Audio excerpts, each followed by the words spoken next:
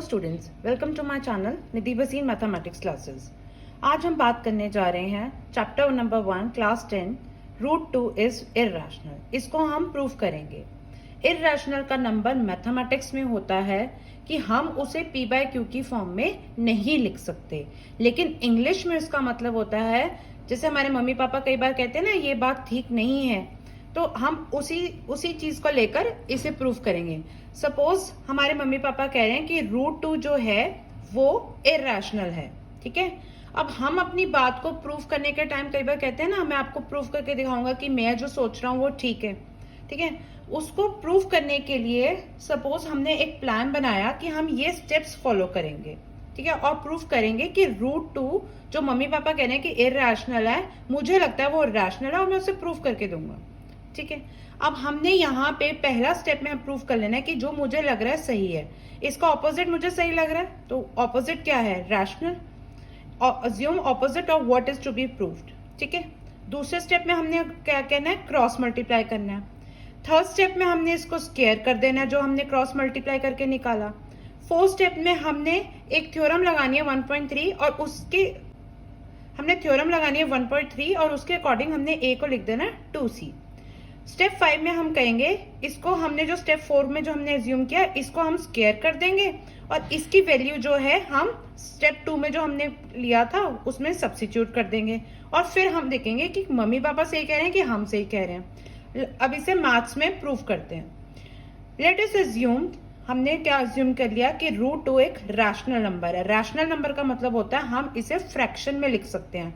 अब फ्रैक्शन में लिखने के लिए डिनोमिनेटर तो जो है वो 0 हो ही नहीं सकता। अब मैंने यहाँ पे फ्रैक्शन में लिखने के लिए अपना न्यूमरेटर ले लिया a और डिनोमिनेटर ले लिया b, और क्योंकि b मेरा डिनोमिनेटर है तो ये मैंने मान लिया कि 0 तो हो ही नहीं सकता।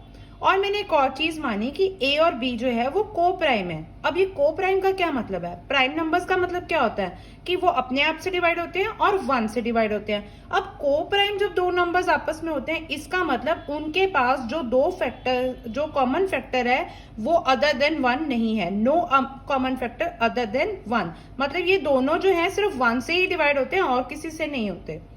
अब अगर मैं इसे क्रॉस मल्टीप्लाई करूं तो ये मैं ऐसे लिख सकती हूँ a is equal to root 2b। अब जब मैंने a is equal to root 2b कर दिया तो स्टेप 3 में मैं क्या करी थी, मैं इसको स्क्वायर कर दूंगी जो स्टेप 2 में आया। अब मैंने दोनों तरफ स्क्वायर लगाया तो मैं a को तो a स्क्वायर लिख दूंगी, रूट 2 को क्योंकि रूट 2 मल्टीप्लाई होगा रूट 2 से तो उसका स्क्वायर रूट साइन चला जाएगा तो वो 2 आ जाएगा और b स्क्वायर आ गया। अब मैं ये यहाँ पर देखूं, अगर जैसे मैं यहाँ लिखती हूँ 6 इज इक्वल टू 2 इंटू 3, इसका क्या मतलब होता है कि 6 2 से भी डिवाइड होगा 3 से भी डिवाइड होगा, क्योंकि ये दो नंबर्स हैं तो मैं यहाँ पे मल्टीप्लाई का साइन लिख रही हूँ। अब यहाँ पे एक कांस्टेंट है और एक नंबर है तो मैंने मल्टीप्लाई का साइन नहीं लिखा। अब ये 2 और b स्क्वायर भी इसके फैक्टर्स है तो 2 जो है a स्क्वायर को डिवाइड करेगा। अब क्योंकि वो a स्क्वायर को डिवाइड कर रहा है और थ्योरम 1.3 से वो जो 2 है वो a को भी डिवाइड करेगा, हमने थ्योरम 1.3 में किया था ना ये। तो अगर 2 a को डिवाइड कर रहा है तो जब वो डिवाइड करेगा तो उसका एक और भी फैक्टर होगा, a is equal to 2c। c मैंने एक और फैक्टर ले लिया और उसके कह दिया ये कोई इंटीजर है c। अब क्या करना है मुझे, यहां तक मेरे स्टेप 4 हो गए। स्टेप 5 में मुझे क्या करना है, जो मैंने स्टेप 4 में लिया उसे स्क्वायर करना है और उसकी वैल्यू स्टेप 2 से लिखनी है। अब हम वो करेंगे। अब जब हम वो करेंगे तो हमारे पास आ रहा है squaring both sides of step 4। अब जब मैंने squaring both sides of step 4 किया तो क्या आ गया मेरे पास, a स्क्वायर 4c स्क्वायर, ये मैंने इसको 2 ले लिया।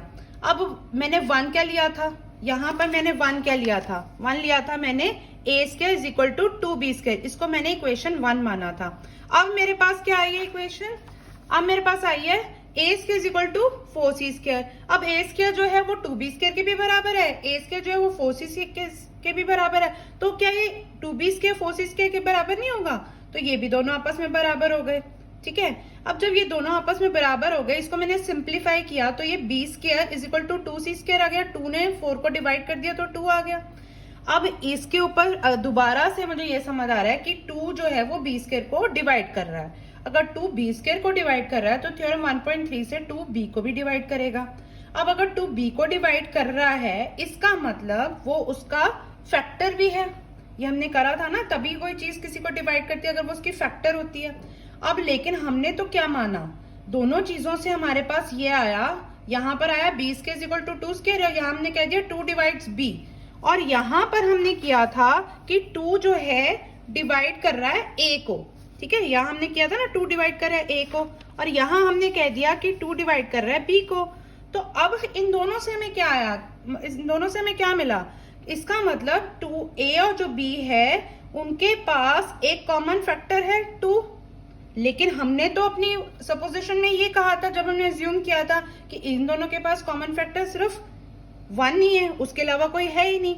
लेकिन यहाँ पे तो 2 आ गया, तो ये हमारी अजम्पशन जो है वो गलत हो गई।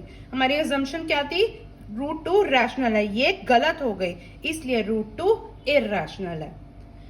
आई होप मेरी वीडियो से आपको कुछ वैल्यू मिलती होगी, कुछ सीखने को मिलता होगा। मुझे भी लाइक, शेयर एंड सब्सक्राइब करिए मेरे चैनल के ऊपर, मेरी वीडियोस के ऊपर, ताकि मुझे भी थोड़ी मोटिवेशन मिले, मैं और अच्छी वीडियोस के साथ आपके पास आ सकूं। Thank you. Keep sharing, keep learning.